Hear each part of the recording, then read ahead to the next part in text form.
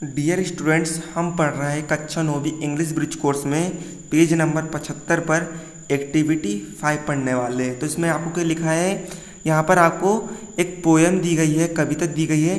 इसे आपको अच्छे से पढ़ना है और नीचे कुछ क्वेश्चन दिए गए हैं, आपको उनके आंसर लिखना है। तो देखिए पोएम में क्या दिया गया है। आ यानी में, बू यानी होता है झुकना या फिर प्रणाम करना, टू यानी को, थी यानी होता है तुम्हें या फिर तुझे, मदर यानी माता।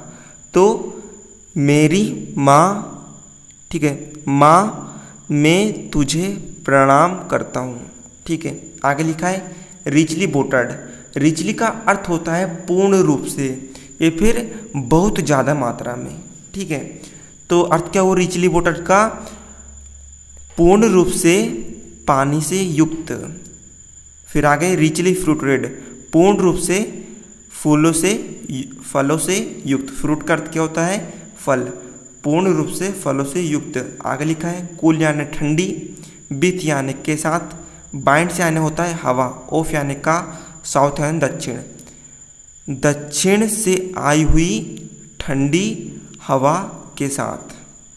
आगे लिखा है डार्क यानी अंधेरा या फिर काला, विथ यानी के साथ, क्रॉप्स यानी होता है फसल, ऑफ यानी का, हार्वेस्ट यानी होता है फसलों को काटना। तो अर्थ क्या निकला, फसलों को काटने के साथ काली हुई।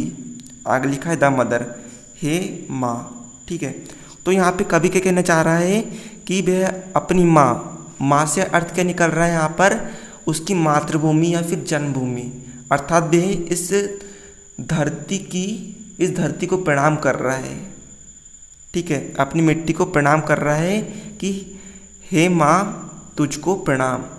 आप पूर्ण रूप से पानी से युक्त हो, पूर्ण रूप से फलों से युक्त हो, हमें फल प्रदान करती हो, ठीक है। आप पर दक्षिण से ठंडी ठंडी हवा आती है और आप फसलों को काटने के साथ काली पड़ जाती हो, हे माँ, ठीक है। तो देखिए इसी से रिलेटेड कुछ क्वेश्चन दिए गए हैं, हमें इनके आंसर लिखना है। तो देखिए क्या दिया गया है, पहले क्वेश्चन आई बो टू यू, ठीक है। तो क्या अर्थ निकल रहा है, आई यानी में, बो यानी झुकना या फिर प्रणाम करना, टू यानी को, यू यानी तुम, ठीक है। मैं प्रणाम करता हूँ तुम्हें, ठीक है। तो देखिए यहाँ पर क्या दिया गया है, यहाँ पर हमें बताया गया था कि वह अपनी माता को प्रणाम करता है, तो यहाँ पर क्या आएगा मदर आएगा, ठीक है। दूसरा देखिए the mother here refers to, ठीक है, the mother here refers to, ठीक है। मतलब मदर यानी माता, हेयर यानी यहाँ, रेफर्स यानी होता है संबंध, ठीक है, टू यानी को का, ठीक है। मतलब यहाँ पर माता का संबंध किससे है, मैंने बताया था यहाँ पर माता का अर्थ किससे निकल रहा है, उसकी मिट्टी से निकल रहा है। मिट्टी को क्या बोलते हैं, मातृभूमि या जन्मभूमि में। तो मातृभूमि या जन्मभूमि को मैंने बोला मदरलैंड। यहाँ पर माता का अर्थ है, माता का संबंध है जन्मभूमि से। देखिए समझ में आ रहा होगा। देखिए तीसरा क्या लिखा है, cool with the winds of Khalistan. तो देखिए यहाँ पर तीसरी लाइन देखिए क्या लिखा है, cool with the winds of the south. तो देखिए यहाँ पर क्या गोल है, द साउथ गोल है। तो हमने यहाँ पर cool with the winds of लिखा है, उसका आगे हमने यहाँ से देख के लिख दिए द साउथ लिख दिए खालिस्तान में। चौथा देखिए, चौथा क्या लिखा है, dark with Khalistan of the harvest. तो देखिए यहाँ पर क्या लिखा है, dark with the crops of the harvest.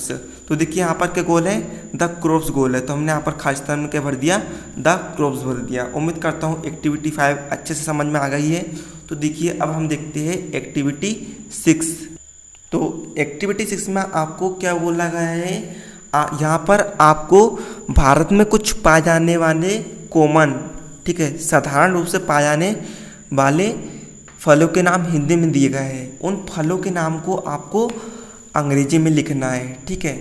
Hindi में फलों के नाम दिए गए हैं, उनको आपको अंग्रेजी में लिखकर बताना है, ठीक है। तो देखिए बहुत सरल है। तो देखिए पहला क्या दिया गया है, आम। आम को अंग्रेजी में हम क्या बोलते हैं, मैंगो बोलते हैं। आम साधारण तौर पर पाया जाता है, ठीक है। दूसरा देखिए सेब, सेब को अंग्रेजी में क्या बोलते हैं? एप्पल बोलते हैं। तरबूज को अंग्रेजी में वाटरमेलन बोलते हैं। अंगूर को अंग्रेजी में ग्रेप्स बोलते हैं। अनार को अंग्रेजी में पुनिका ग्रेनाटुम बोलते हैं। ठीक है, अनार को बोलते हैं पुनिका ग्रेनाटुम। ठीक है, बहुत ही सरल है फ्रेंड्स, पसंद आ रहा होगा। तो देखिए अगला हम देखते हैं एक्टिविटी 6। तो एक्टिविटी 7 में आपको कुछ खालिस्तान दिए गए हैं। इन खालिस्तान में आपको बक्से के अंदर से एक शब्द चुनकर भरना है। तो देखिए पहला खालिस्तान क्या दिया गया है? Madhya Pradesh is the second Khalistan state in India. Madhya Pradesh, ठीक है, समझते हो ना, मध्य प्रदेश राज्य हमारा राज्य। इज यानी है, सेकेंड यानी दूसरा, खालिस्तान, स्टेट यानी राज्य, इन यानी में, इंडिया। ठीक है, तो अर्थ क्या निकला? मध्य प्रदेश भारत में दूसरा राज्य है। तो जनरल नॉलेज के लिए मैं आपको बता दूं, सामान्य ज्ञान के लिए बता दूं कि मध्य प्रदेश भारत में क्या है? दूसरा सबसे बड़ा राज्य है। ठीक है, क्षेत्रफल की दृष्टि से दूसरा सबसे बड़ा राज्य है। ठीक है, तो बड़ा के लिए क्या आएगा यहाँ पर? बड़े के लिए आएगा लार्जेस्ट। ठीक है, सबसे बड़ा राज्य है, दूसरा सबसे बड़ा राज्य है। ठीक है, सबसे बड़ा के लिए अंग्रेजी शब्द क्या आता है? लार्जेस्ट आता है। तो हमने यहाँ पर क्या भर दिए? लार्जेस्ट।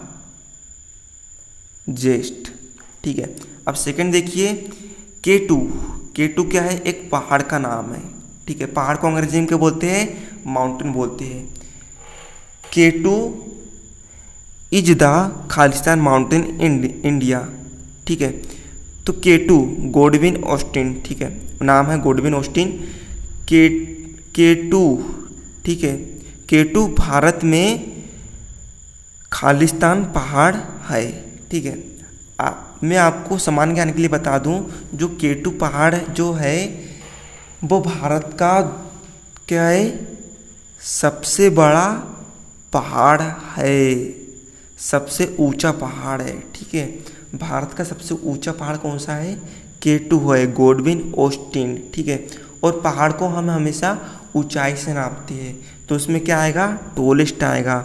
टोल को बोलते हैं ऊंचा। ठीक है, टोलेस्ट का अर्थ क्या होगा? सबसे ऊंचा। तो हमने यहाँ पर क्या भर दिए? टोलेस्ट लिख दिए। ठीक है, अब देखिए तीसरा क्या लिखा है? मरीना। मरीना क्या है? एक बीच है। ठीक है, मरीना विथ यानी के साथ, अराउंड यानी चारों ओर 13 किलोमीटर, इज यानी है, खालिस्तान बीच इन इंडिया। ठीक है, अर्थ क्या निकला? मरीना 13 किलोमीटर के साथ, ठीक है, भारत में खालिस्तान बीच है। तो मैं बता दूं कि जो मरीना बीच है वो भारत का सबसे बड़ा बीच है।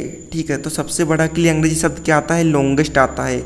लॉन्ग यानी बड़ा, ओ बड़ा। ठीक है, और लॉन्गेस्ट का अर्थ होता है सबसे बड़ा। तो यहाँ पर क्या आ गया? लॉन्गेस्ट आ गया। चौथा देखिए मौसिनराम। ठीक है, मौसिनराम जो शहर है मेघालय राज्य के, मेघालय में, वहाँ पर क्या होता है? बहुत ज़्यादा पानी गिरता है। तो पानी गिरने से क्या, वो हर समय क्या गीला रहता है, बहुत ज़्यादा गीला शहर माना जाता है। तो क्या लिखा है? Mawsynram in the state of Meghalaya is the Khalistan place in the world. ठीक है, मौसिनराम जो मेघालय राज्य में स्थित है, ठीक है, खालिस्तान विश्व का स्थान है। ठीक है, तो मौसिनराम विश्व का सबसे क्या है? सबसे गीला स्थान है। तो गीला को अंग्रेजी में क्या बोलते हैं? वेट, और वेटेस्ट को हिंदी में क्या बोलते हैं? सबसे ज़्यादा गीला। ठीक है, तो सबसे गीला के लिए क्या आ गया यहाँ पर? वेटेस्ट आ गया। मौसिनराम क्या है? सबसे गीला स्थान है दुनिया का। तो क्या आ गया? वेटेस्ट आ गया।